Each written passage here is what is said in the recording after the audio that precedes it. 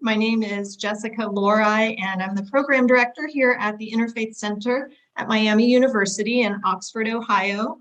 And at the center, our mission is to invite people from diverse secular, spiritual, and religious traditions to participate in one another's practices in order to cultivate appreciative understanding and friendship. We seek to unify people around common moral, social, and ethical concerns in order to build a more just and equitable society. So tonight we're doing another installment of our series called Ask Me Anything. And we have two guests with us tonight who are going to answer questions about Judaism. And so I'd like to welcome first Whitney Fisch. Whitney holds a BS in political science from the College of Worcester and a master's degree from the University of Michigan School of Social Work. Whitney's studies focused on community organizing with children and youth, and she subsequently spent the last 10 years working as a school counselor, health teacher, and education administrator. Before taking her role at Hillel at Miami University, Whitney was the director of health and wellness at Milken Community Schools in Los Angeles. Her personal and professional goals in life have always led from the proactive. She wants to create structures, programs, and systems that allow young people to not only survive, but to thrive. And she wants to do so while role modeling the leadership and thoughtful communication that she hopes to cultivate in the young people that she serves. So welcome, Whitney. And also we have with us tonight Rabbi Yossi Greenberg, and Rabbi Yossi grew up in Brooklyn, New York. Rabbi Yossi graduated from the Central Lubavitch Yeshiva and has spent much time in outreach, caring, and volunteering for Jewish causes around the world. His love for every Jew is what drove him to follow the directives of the Lubavitcher Rebbe and open up in 2013, a Chabad educational center here at Miami University in Oxford, Ohio. Together with his wife and kids, they love meeting new people and greeting them with their infectious smiles. So I would like to welcome both of our speakers, and we're going to get right into asking questions. And so what I think that I'll do this evening is I'll ask alternating speakers the questions, and then once they've answered, if the other speaker would like to add anything, they can feel free to do so. So we're going to begin tonight with a question for Whitney. And the question is it considered an insult for a non-Jewish person to use the term Jew? I love this question right from the start. Like, great, come out with a bang. I love this question and really appreciate this question because I do think it gets confusing, and I've personally been asked that a couple times. So, like any word, it's all about intention. It's all about not just what you say, but how you say. I am a proud Jew, and I am very confident and comfortable in saying that. And if you were to call me a proud Jew, call me a Jew, I would be so thrilled to hear it because it is who I am. And it's embodied in everything that I do. If you were to call me a Jew in a very negative connotation, again, just like any other word, it's just how you use it. So please feel free to, say the word Jew because we are Jews. I am a Jew. Yossi, anything to add? I love that. I love that. I take every single word you said precisely. Same thing, very proud Jew. And it all depends how it comes across. I can't add anything. That was great. Thank you, Whitney. Thank you. Okay, the next question is for Yossi. Where did the term Judaism come from? The term Judaism? Yes. That's an interesting question. We weren't always called the Jews. As a matter of fact, we were termed the Hebrews, the Israelites. So the term Jews, I would say, is much more recent. I can't put a specific date, but Jews comes from the word Judah. And that's why also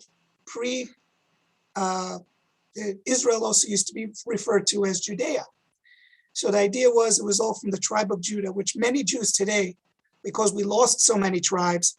I don't want to get into that, but it's a fascinating discussion topic on its own. Most of us come from the tribes of Judah and Benjamin, and therefore we got coined and termed Jews. We also have in the story of Esther, where Mordechai, the chief rabbi, was also called a Jew, and simply because he was from the tribe of Judah, Ish Yehudi.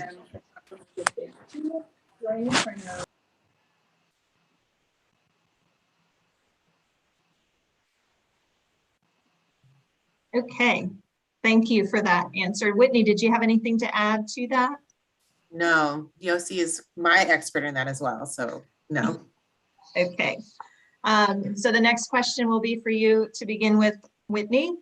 According to one poll, only 28% of Jews consider religion to be very important in their lives.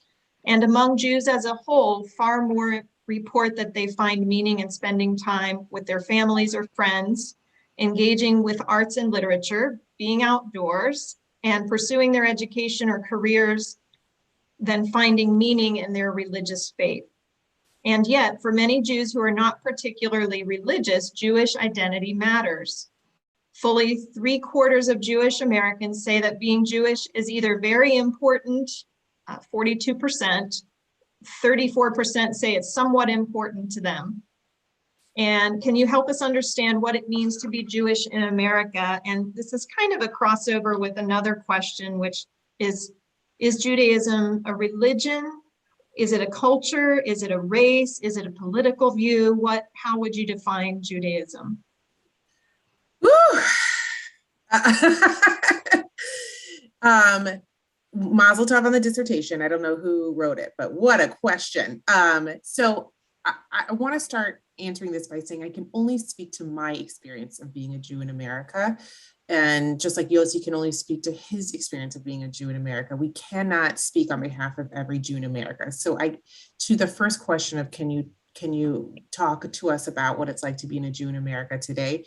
I can talk to you about what it's like to be myself as a Jew in America today. And that is a time where we have enriching conversation, where you can be, and again, this is, I think, that a little bit controversial. So I come from a family where my father's not Jewish, but my mother is, and I was raised very much Jewishly with my mother. My parents were divorced when I was quite young.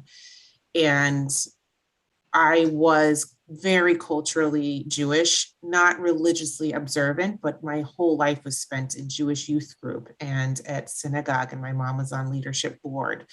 And I went to church with Dad because he was a member of that community, and I loved my dad, so I went with him, but I knew I was a Jew and I didn't pray, but I observed and respected my father, so I observed and respected the experience, but it wasn't mine.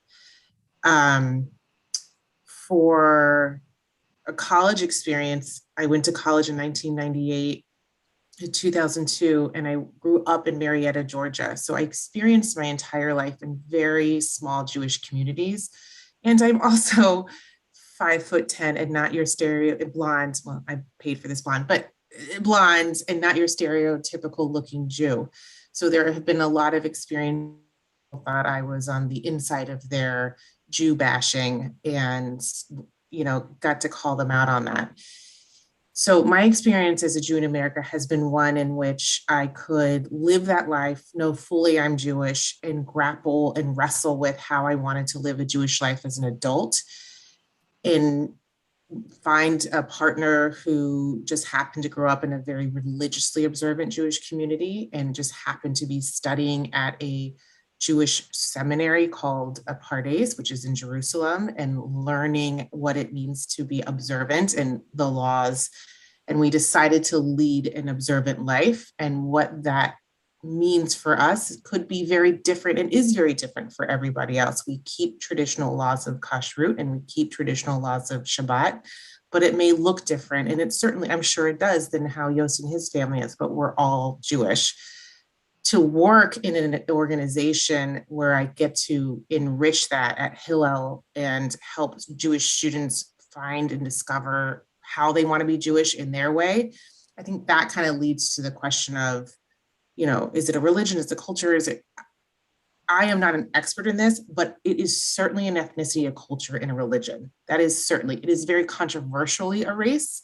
There's a lot of data and literature, and I'm happy to provide that to Jessica afterwards if you wanted to provide continuing education on those conversations. So those are massive conversations happening within the Jewish community as we experience a rise in anti-Semitism. There is a lot of misunderstanding of who we are as a people, that we are a culture, we are the ethnicity, and it's not just Ashkenazi, it's Sephardic, it runs all over the globe. And sexual orientations and gender identities and all of that, you are Jewish. So there's so much more to be said, but it's a very complicated, difficult conversation and question to have. I think in 2021, in December 2021, what is it like to be Jewish in America? I can tell you from my lens, an hour ago, I was on the phone with the director of the ADL, the Anti-Defamation League in Cleveland, because a professor at OSU was recorded using the term on a Zoom class, Jew down. Like, this is the reality of, unfortunately, what it is to be Jewish in America today. And also the reality is I get to have a call like I did yesterday with Yossi and talk about how do we want to answer this? And we get to have these like wonderful communal conversations and enriching experiences. So there's certainly a dichotomy, but I wouldn't change being a Jew for anything in the world.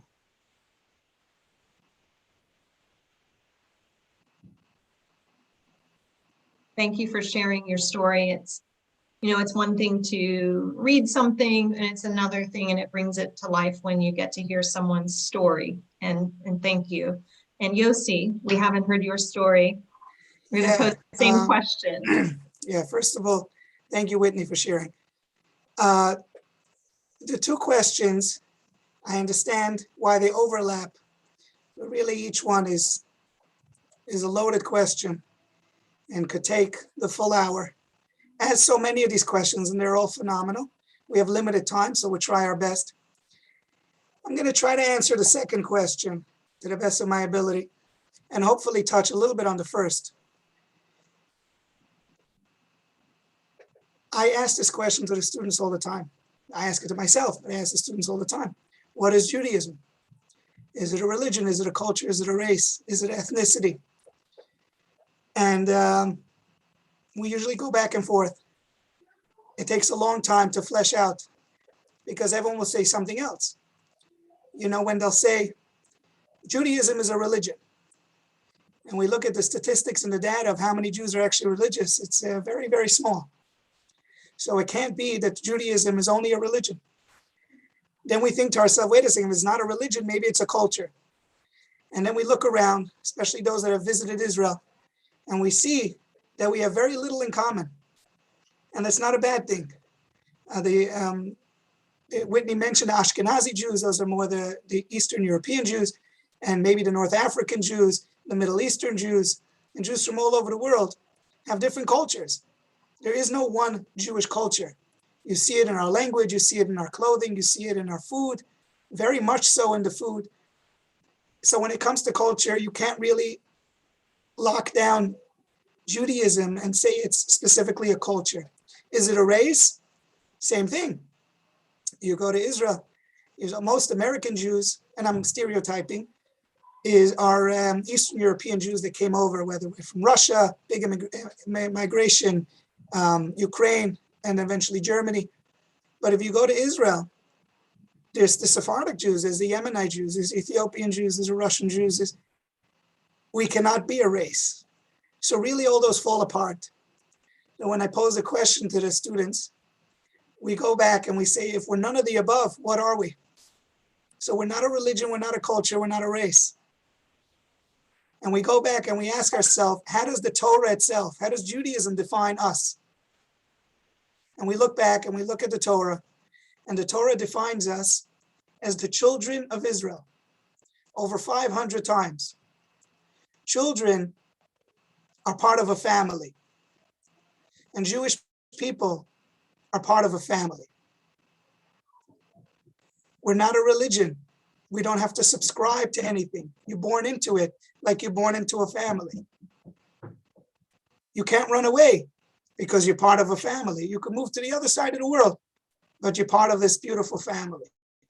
And that answer is also the first part of the question, which is how come Jews don't believe, they don't subscribe, they don't attend synagogue or temple or whatever it is. It's because even if they don't, again, if they were born Jewish, they're in. And they'll always have that Jewish feeling inside, Jewish conscience, maybe also a little bit of Jewish guilt that will make them part of the bigger picture. And with that, it's something very special and very unique. Great. Thank you. I love that description of family. Thank you. So I'm going to ask another question, and maybe Yossi will want to answer it. So it follows that same train of thought. Can one convert to Judaism? You mentioned that it's something you're born into. Is it possible to convert and become a Jew? Absolutely. And using the same terminology and the same idea that we just shared, which is that a family adopts. We adopt people into the family. Now, conversion is different than what we know conversion, perhaps from different religions. It's a very long process, like adoption. And like anything else that takes time, I would think also maybe immigration, or something that you really care for and something you really want to join because you believe that this will make you a better person, or you believe in the cause. We don't mass convert. We don't try to convert. Conversion could take time. It could take a couple of years. I've known some of our students, community members have gone through conversion. Some tried, started, and perhaps didn't finish. Some went through the whole thing and it took them a long time. So yes, the Torah, Judaism talks about conversion and converts. Torah says you should love the convert because you were converts back in Egypt. So we know all the best that we were strangers in many people's lands, and hopefully we want to be welcomed. So we welcome the convert, but it does take time. And again, you know that you're joining a family. Great, thank you. The next question I will direct to Whitney. How is Judaism linked to the state of Israel? And I welcome Yossi also to say anything as well, but very much of what Yossi just explained. We are the children of Israel. So Israel is in 90% of the prayers that we say. It's the last thing we say and at the end of the Seder on Passover, next year Yerushalayim, next year in Jerusalem. It is the center of where we can be ourselves. It is very much a part of the culture, the religion, and a centering part of how we observe because of that children of Israel aspect of who we are.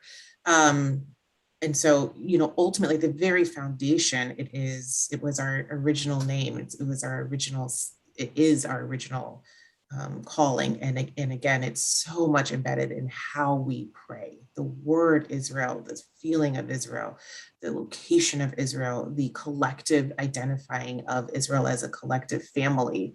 It is embedded in who we are and how we observe. Yossi? Whitney is 100% correct. Jewish people, we pray towards Jerusalem, towards Israel, anywhere we are and around the globe. It's definitely always home sweet home. There's nothing like it in the world. I also want to add, which is that biblically, going all the way back to the Bible, this is God's gift to the Jewish people. God tells Abraham, I will give it to you and your children and your descendants for all time. So it really, taking all, even modern state of Israel out of the picture, just the land of Israel, going back thousands of years, is a Jewish homeland. Okay. That brings us to another question closely related. What does the term chosen people mean? Yes. This term chosen people gets thrown around a lot, and I think that it's not very much understood. And that's why I appreciate the question. There's different ways of choosing somebody. It's not that we go around boasting, we are the Jewish people, we are the chosen ones. It's not something that should lead to ego and being arrogant. Actually the exact opposite is true. On the contrary, this is an opportunity for humility. This is us knowing, the Jewish people knowing that we were chosen for something. We have a specific purpose, and that makes us humble to know that we have something that needs to get done. The Jewish people have brought a lot to the world, all throughout the ages, all throughout the centuries, bringing monotheism to the world, bringing the idea of a day of rest, the Sabbath to the world, bring all these ideas and values and ethics to all mankind, being a light to all the nation. This is what we consider the chosen people. So the chosen people is not something that we put on our resume and then we could go on vacation. The chosen people comes with an obligation. It comes with a responsibility. We wake up every single morning. We tell ourselves, you're chosen. Go get the job done. Beautiful. So maybe, is it more a sense of duty even, perhaps? Am I understanding it sort of in that way? Absolutely. Yeah, nice. Thank you. The next question for Whitney, and both of you, but we'll start with Whitney's response. Can one doubt God's existence and still be a good Jew? I like this question because I want to follow up with saying, please define good Jew. That is the missing piece to this question. The simplest answer is, of course, like you're supposed to question lots of things. But again, without a full understanding of what good Jew means, I can't answer that question, but I will say that in my own Jewish journey at age 41, I've certainly questioned that, and I consider myself a good Jew, and I wholeheartedly believe in God's existence, but there was a time when I questioned it. There's lots of things I've questioned, and the good news about questioning is then you get to explore and research, and I put myself in situations where I could do that through a Jewish lens in a Jewish community, surrounded by people much smarter than me, so that I could come to that conclusion for myself. Yossi, would you like to add anything? That's beautiful. I don't think there's a Jew who doesn't have questions on God. All throughout the Bible, you see Abraham asking questions on God. You have Moses asking questions on God. Our name, Israel, if you look back in the Bible, comes from the story of Jacob wrestling with the angel of God. And that's what it is, wrestling with God. Yisrael. We're a people that our nickname, maybe not even just nickname, our go-to name is struggle with God. So absolutely, there's no question about it. And building on what we said before, that Judaism is a family, you don't get tossed out of the family. It's your DNA, it's your blood. You have good days, you have bad days. It's like any other family. And you're in with us, and come join the purpose and everything that we're trying to accomplish. Wonderful, thank you. The next question is, what is Kabbalah and its relationship to Judaism? And we'll start with you, Yossi. When people hear Kabbalah, they think of Madonna. They think of celebrities. And I understand, I get it. There's no question about it that they definitely marketed it well and made a lot of money off it. Somebody did. But in all seriousness, Kabbalah is esoteric, secrets, parts of the Torah. When I explain it to students, I tell them, when you're looking at your laptop, what is it that you see? So your average student, and that includes myself, we're very simple. We see the screen, we see the mouse, we see the keyboard, and that's pretty much it. But if you go ask someone who's going through computer science, or somebody who appreciates the back end of a computer, they'll tell you that that's silly. There's so much more. There's the hardware and there's the software and there's how much RAM is everything behind the scenes. And that's Kabbalah. Kabbalah is what's behind the scenes. All the Jewish philosophy and all that, everything deeper. The questions on God, questions on creation, questions on the before and the after, and all that, which hopefully we'll cover some of it tonight. All that goes under the auspices, goes under the umbrella of Kabbalah. Kabbalah is the secrets of the Torah. Kabbalah literally translates into Kabbalah, which means receiving, is because it wasn't mainstream until fairly recently. Fairly recent, the Arizal in the 1600s. So and there were Jews for thousands of years before who had it, but it was not. It wasn't a public. It wasn't mostly for the. It wasn't for the public. There was a select group of scholars who would study Kabbalah. So Kabbalah is the secrets of the Torah, but it goes hand in hand. It goes hand in hand. Oh, thank you. Thank you. The next question, let's see. Which holidays are the most important in Judaism? And that may be subjective, it may not be. So we'll start with Whitney on that one. Yeah, I mean, we have there are 3 holidays, and this is where, I definitely defer to our rabbi. I am not a rabbi. I am still a student, always a student, but not a rabbi with any kind of smicha to get me there. But so there are 3 pilgrimage festivals that are very important to our calendar of holidays. And those are Passover. Let's see, I'm quizzing myself. Those are Passover. Those are Shavuos. I'm not going. Oh yeah, Passover, Shavuos, and Sukkot. That was not in order, so it'd really be Sukkot, Passover, and Shavuos. And those are incredibly important to our experience. Traditionally, that's when our ancestors would have gone to the holy temple site and made sacrifices and had meals together, as we still do. There's a lot of symbolism involved. Sukkot is a holiday in which we go around town. You see in front of Yossi's house or in the back of Hillel's house a big hut in front of their yard. That's that one. And then Passover, of course, is incredibly, incredibly important. I mean, I don't know how you pick Rosh Hashanah at the beginning of the year, but Yom Kippur, it's known as the Shabbat Shabbaton. It is the holiest, translated into like the holiest of Shabbats, like the ultimate Shabbat.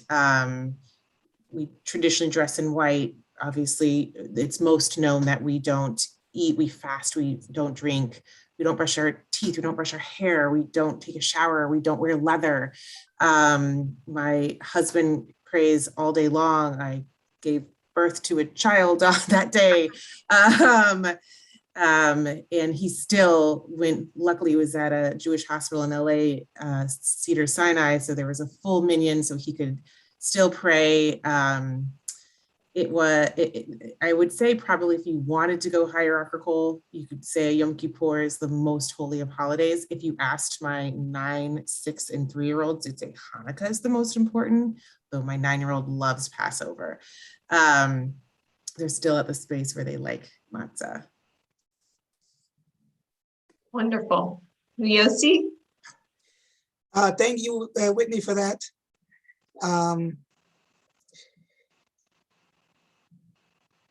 Whitney said it great. There's the biblical holidays, and then there's the rabbinic holidays, which include Hanukkah, Purim. And then there's more modern holidays. You also have Tu B'Shvat, the festival that we celebrate the trees and everything that grows. My blanket answer for this, and I truly believe it, is that every Jewish holiday is extremely important. I grew up that way. We looked forward to the next holiday as if it was the only one in the calendar. And we prepped and we were excited, whether it's a more serious holiday, whether it's a fun holiday, whether it's Passover, which takes a long time to clean the house and get everything ready for. Going back to analogy that we gave before with the family, when it's a family and it's not just your duty, it's not a checklist. If it's your family, how do you weigh birthdays, anniversaries? At some point, when it's who you are and you're celebrating who you are, every single special occasion is a time to celebrate. So when we focus on Judaism more from that aspect and less that it's just a checklist and a burden and something I just got to do because of X, Y, and Z, then every Jewish holiday is the most amazing Jewish holiday. Great, thank you. We will continue on with another question. In Judaism, how does one determine the meaning and purpose of life? You like to start off with that one, Yossi?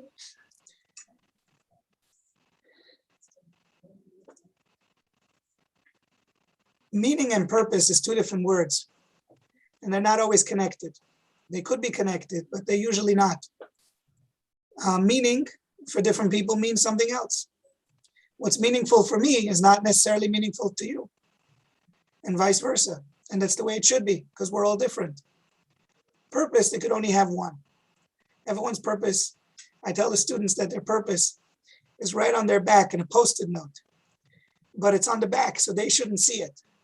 Because if you saw it and you knew exactly what it was and you followed it to the T, you're taking the joy and pleasure and beauty out of life. So the Post-it note is right on your back with your purpose on it.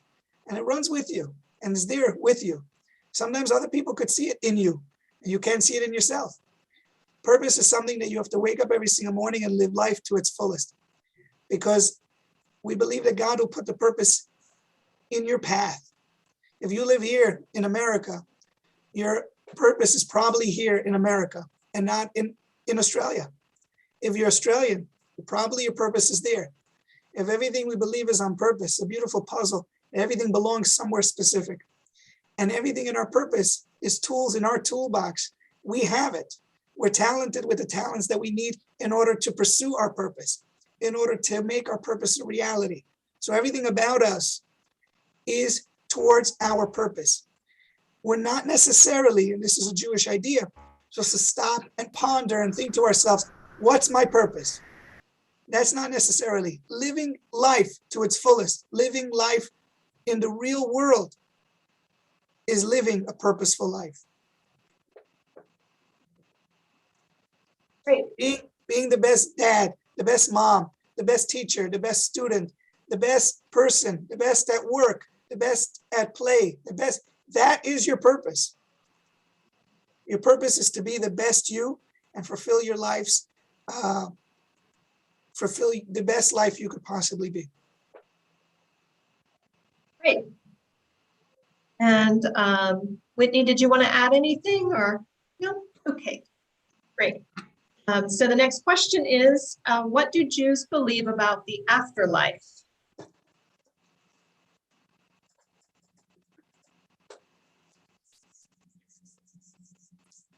Jews don't believe in the afterlife because we can believe in continued life. There's no afterlife. It's life after life. Life doesn't stop. Maybe the soul departs from the body, but that doesn't mean that life stops.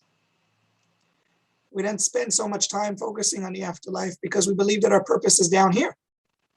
But once our purpose is done, like we just said in the previous question, then the soul doesn't necessarily need to be connected to the body anymore. And it goes back to its source. It goes back exactly where it was originally. So the life never stops. Life was, is, and will always continue. Your soul is beautiful and it's not going anywhere. It might depart from the body once the purpose of the body is done. Okay. And would you like to add anything, Whitney?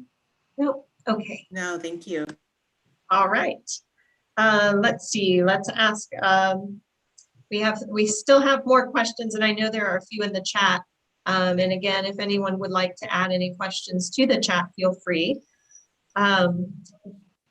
What is the Jewish belief about Jesus? Yossi, we'll go to you on that one. People always ask me that around town, and they expect some kind of sophisticated answer, some kind of answer in depth. It's a very short answer. It's very unapologetic. Jewish people don't believe in Jesus. That's a fundamental. That we respect people that do. So God bless everyone. And, God-fearing Jews should believe in what they believe in. We spoke before about purpose. The purpose of a Jew is to be the best Jew. The purpose of a Christian is to be the best Christian. And some of my brothers and sisters, Christians, they're shocked almost when I say that. Are you a real rabbi? You're telling me to be the best Christian? I tell the students also. And it goes back to the question of conversion. It really all ties in. When someone says they want to come convert, I say, why? First, explain to me why. Obviously, eventually, you're more than welcome. But living life, we don't believe that the path to heaven is paved in Judaism. You have to be the best you.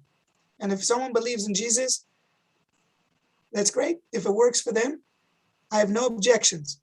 But as a Jew, fundamentally, we do not believe in Jesus. Thank you. Can you please tell us about Jewish law? What is it and where did it come from?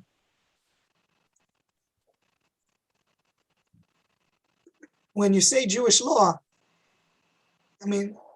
Jewish people have laws pretty much about everything. There's called Kosher Jewish law. There's a Jewish law about the Sabbath. And then there's laws how to live life. So there's many, many different laws. There's even in the modern state of Israel, they don't go necessarily by Jewish law, which I would consider more Talmudic law. Talmudic law is not really practiced anywhere today. They have, the state of Israel has their own laws. Jewish law, however, when it comes to how to live a Jewish life, then we have laws on all kinds of a variety of different topics. Where does Jewish law come from? It's all based back in the Torah, backed in the Bible, and eventually codified throughout the ages by the sages, and really given over also, father to son and mother to daughter. They're really passed in the family. Again, same idea, where the tradition continued until we have it today. Okay. And where does the term Semite come from? I'll ask you that one, Yossi. You're smiling.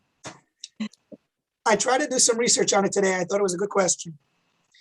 And the best I could come up with is that Noah in the Bible, Noah and the flood, everyone knows, had 3 children, Shem, Ham, and Japheth. I hope I'm pronouncing it correct.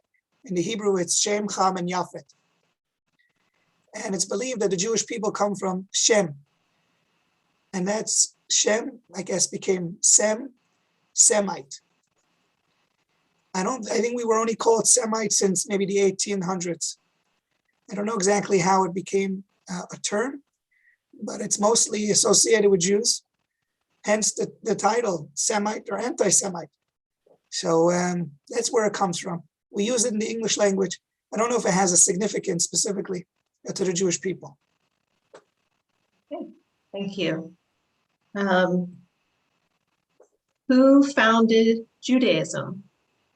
So this is a question for you. And I know, and I'm going to add to that, how old is Judaism and who founded it? We'll start with you, Yossi. Judaism wasn't founded because it's not a religion. A religion needs to be founded, but a family is not founded by someone specific. A family has ancestors, forefathers and foremothers, which is what we have. The Bible tells us about Abraham, Isaac, and Jacob. And their wives, we have Sarah, Rebecca, Rachel, and Leah. These are not our founders, but our ancestors and our forefathers. And that's really the pillars of the Jewish people. So we don't have founders. Good answer. I like that. Whitney, we're going to switch over to you. What is the purpose of keeping kosher? love you switch over to me because I'll probably throw it back to Yossi. So I like this question because I have a very different perspective on kosher than probably Yossi does, and that's what's great about Judaism and the Jewish family. But so tell me, I'm sorry, Jessica, the wording of the question one more time. What's the purpose of kosher? Was that the original wording? Yes. Okay. Yeah. I'm looking for it again here. Yes. What is the purpose of keeping kosher? That's how it's worded. Okay. Thank you. I liked this question, and not to center myself in literally everything, but I liked this question because the purpose for my husband and I deciding to keep kosher as a family was very intentional. He grew up keeping kosher. I did not. But once again, education is knowledge. And so once I understood how and the why, we made very definitive decisions to keep kosher. And the purpose for us was it's a daily, hourly, almost minute to minute reminder that we are part of the Jewish people. For us, because I think about what I'm eating, I think about it as a connection to a greater community, very much separation in a positive way. I know, especially in 2021, we look at separation as a negative, but for us, it was a separation in this is who we are. This is foundationally our family values are just centered around our Judaism. For us, we actually eat out vegetarian because my family does not keep kosher. Again, I don't have, half my family's not even Jewish. And it's very important to me that our children can eat in the homes of my family. I didn't want to separate to the point. It was important. The whole reason was to keep kosher for us was to bring connection and not separation to the point where it was family against family. Quite the opposite. And we wanted to make sure, so that's a dispensation we made. It's confusing to some people, but the good news is that it's only our family. So yay. So it's very much good for us, maybe not for you. And I've certainly had my fair share of people tell me that, give me their unasked for opinions about not being real kosher. Our home is extremely kosher because it's also very important to us that anyone be able to eat in our home. So everything is what's called hechsher. That means there's been a process that has gone through it. Kosher does not mean that a rabbi stands in a room and makes a special blessing and all of a sudden things are kosher. There is a very specific process to a food item being processed and being kosher. We have separate dishes, things like that. And so it's very important that our home is kosher, but how we live outside, we do eat foods that are not kosher, but we'll never eat non-kosher meat. So we're very confusing to some, but it works for us. Thank you. And Yossi, same question. So first of all, I agree with Whitney 100%. The conscience, keeping kosher reminds you that you're a Jew every single second of the day. Thank God we live in a time where so much of the food, even in Kroger, maybe minus the meat, but you go up and down the aisles and the little hechsher, the little symbol that Whitney was talking about, are on so many, half of products, especially everything you need, beer basic. People always ask me, I shop in Kroger in Oxford. You'll see me there all the time. There's very specific items that I'll have to bring in, and we'll have a supplier bring it in, or maybe I'll have to travel down to Cincinnati where there's more of a Jewish community. So kosher is a little more accessible. To answer your question about the purpose of eating kosher, it's God's diet. It's biblical. So by the end of the day, there are many, many benefits. There's health benefits, there's many benefits that we could roll down of keeping kosher. But if you ask me, narrow it down. Give me, why do you keep kosher? Because I'm Jewish and God says so. It's part of the purpose. Gotcha. We're going to take some questions from the chat now. And the first one is, discuss the meaning of mending the world And either one of you, feel free to jump in there. I'm assuming that actually means repairing the word tikkun olam, which is very much, I put up the wrong link. Sorry, I'm going to fix that in a second. Very much part of a lot of, especially in the reform movement of Judaism. Judaism as the religion, there are different sects in the United States of America. When I was growing up as what is called a Reform Jew, it was very much centered around this repairing the world, tikkun olam. So how can you leave this world better than when you found it? How can you, whatever that means, that can be environmentally, that can be politically, that can be systematically, that can be in kindness and mitzvot and in doing mitzvahs. Tikkun olam very much had a resurgence in, I would say, like the 90s in kind of your reform conservative movements. It was how a lot of people connected with their Judaism who couldn't connect religiously, who didn't connect religiously. My kiddos in the bed next to me, sorry. So repairing the world, I would say, could be different for a lot of people, but ultimately to make a sweeping generalization from a reform movement lens in the United States, it was, doing social justice work before social, but very much like kind of in a very white savior space. I want to be very clear about that. Like it was very much like, let's make a ton of sandwiches and give those out, but not really looking at macro level. And so I do think the movement is getting more macro and plugging in holes in that respect. Thank you. Yossi, would you like to add to that? No, Okay, that was great. great. Thank you. What are some Jewish ways of dealing with grief beyond sitting Shiva and doing Yahrzeit every year? And I may have mispronounced that.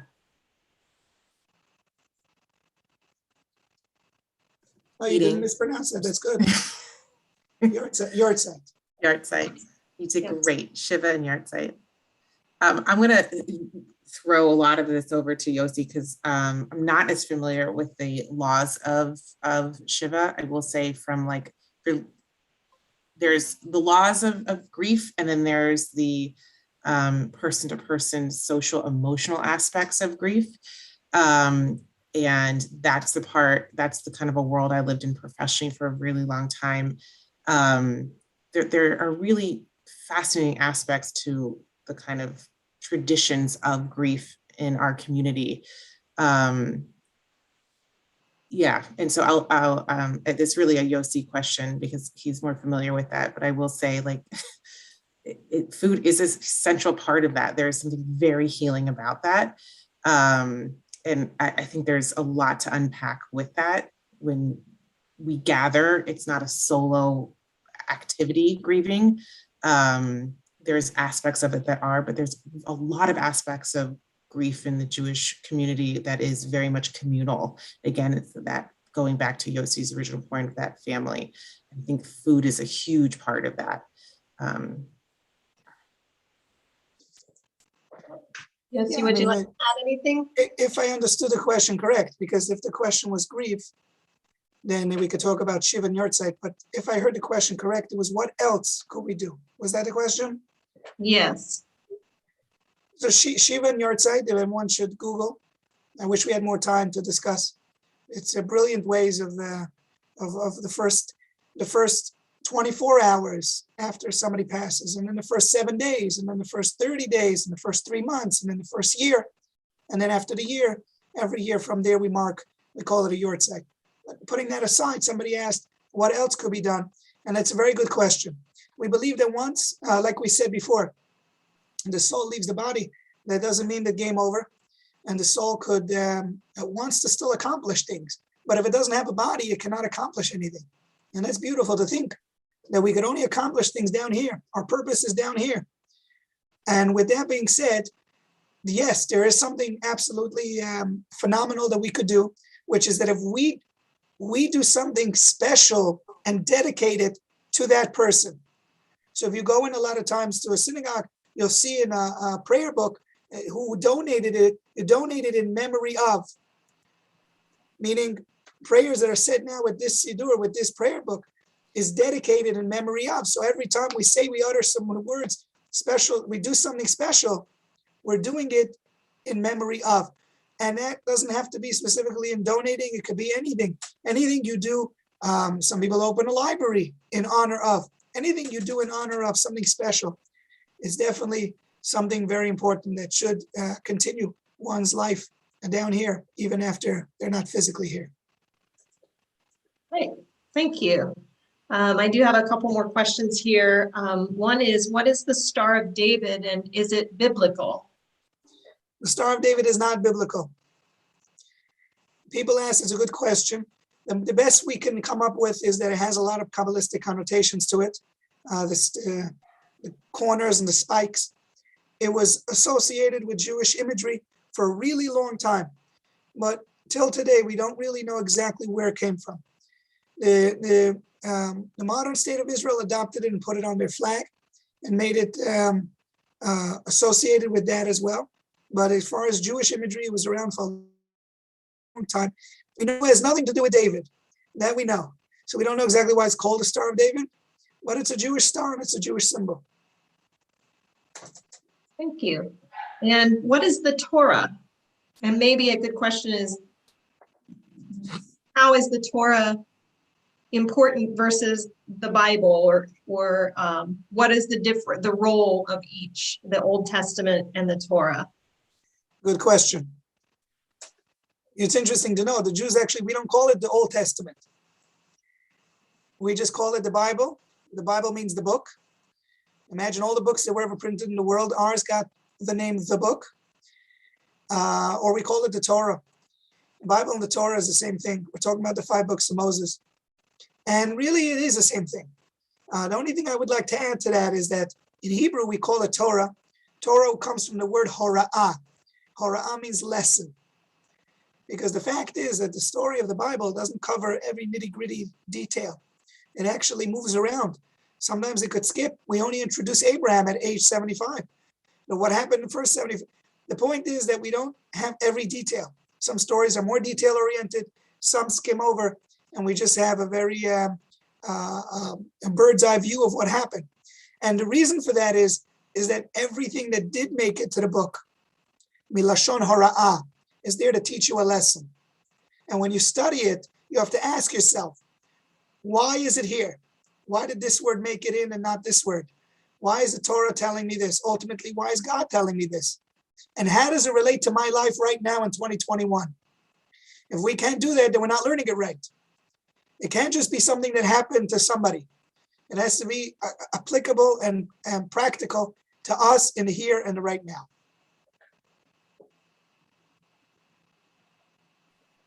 Thank you very much for that.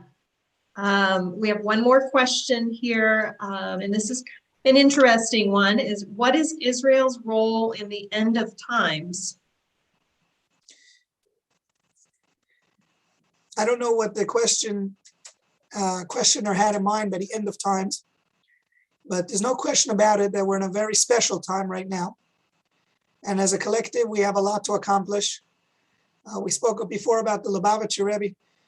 Lubavitcher Rebbe is the leader of the Jewish people. And the Lubavitcher Rebbe said that we're in a time that we have to look at the cup half full.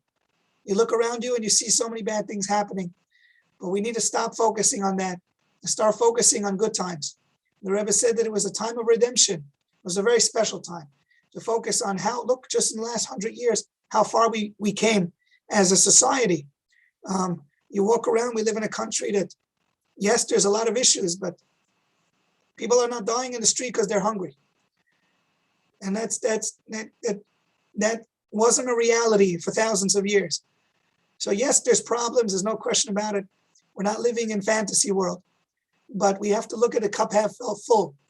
And we look at how many good things are happening. My grandmother had polio. She was born in Israel and they told her that she's not going to live more than 2 years. And she laughed. The family laughed at the doctors. She eventually came to America for better treatment. and she passed away just a couple of years ago with children, grandchildren, and great-grandchildren. Today, we don't even have polio.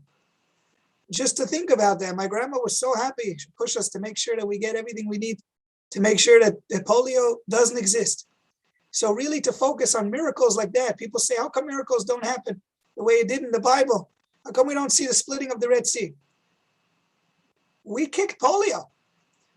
That's just one example. And hopefully, with God's help, we could kick other sicknesses. And we're in a good time. So just to focus, my message to everyone is that we're living in a good time. The message of the Jewish people, for the questioner asked the end of time, but really it's the current time that we're living in right now, which is that it's a good time, and to focus on good things and to add in acts of goodness and kindness to make the world a better place. There's no question about it that you and I and every individual, like we said before, we have a purpose and we can make it happen. And don't think that someone else will make it happen. We will make it happen. So it's a very good time to be alive. Indeed. That's a wonderful way to end this evening. And I want to say thank you very much to you, Yossi, and also to Whitney for being here and for taking our questions. And if there are other questions, Yossi, I know before we started the program, you had mentioned that if people have other questions they would like to ask offline, that you would be willing to share some contact information. Absolutely. And there's also phenomenal websites online with so many, databases of questions. I feel like a lot of people have questions about Judaism, but they don't know where to turn, or they live off myths and miscommunication or misconceptions about Jews. So it never hurts. If you see me around town, I'm always happy to help and answer any questions. And yeah, whether it's via email or whatever it might be, I want to thank the Interfaith Center for pulling off this event and for all the amazing work they do in our community. And I want to thank the Oxford community for being so welcoming to myself and to the Jewish community here. We feel at home. We love it here. And God bless you all. Thank you, and you too. Thank you, everyone, for being here. Have a wonderful evening. Thank you for your time. Good night.